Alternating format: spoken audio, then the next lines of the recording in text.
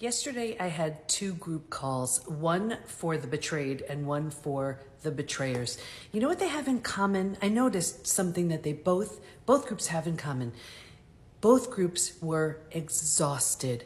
The betrayers are exhausted because they have the whatever it takes attitude, and they have a lot of work ahead of them to clean up the mess they made. They have to, just change everything about everything. They're rebuilding, hopefully, with their partner. They're working towards it.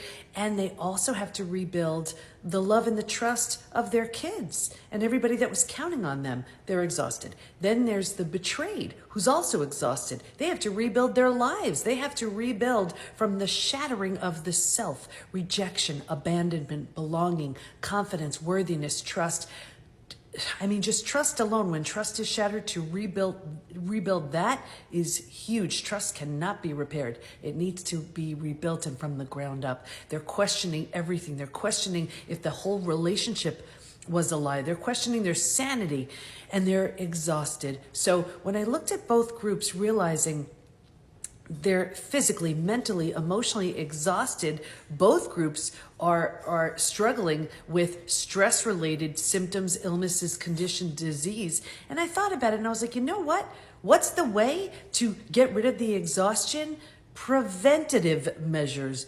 Don't do it. Don't do it. Think about it. Could you imagine how life would look if before you said something, before you did something, you thought about it and you said, how will this affect other people? How will this land?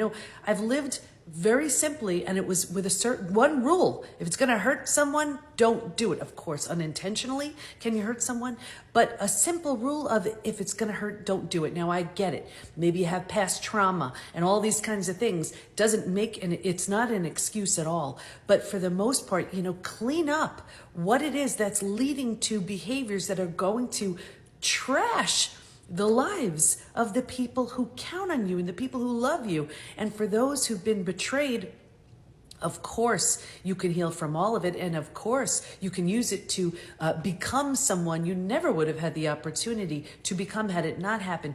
Yes, so many benefits from it. But when I looked at both groups and you just saw the exhaustion, my best advice, prevent it. Don't do it. Think about the other person. Think about if that were to happen to you. Think about, how would it land, and what would it look like for, once that act, that whatever is over, what happens then? Think it through and prevent these things if you can. Of course, you can clean it up, but the exhaustion, it was so obvious. So, I don't know, a little public service announcement for you today.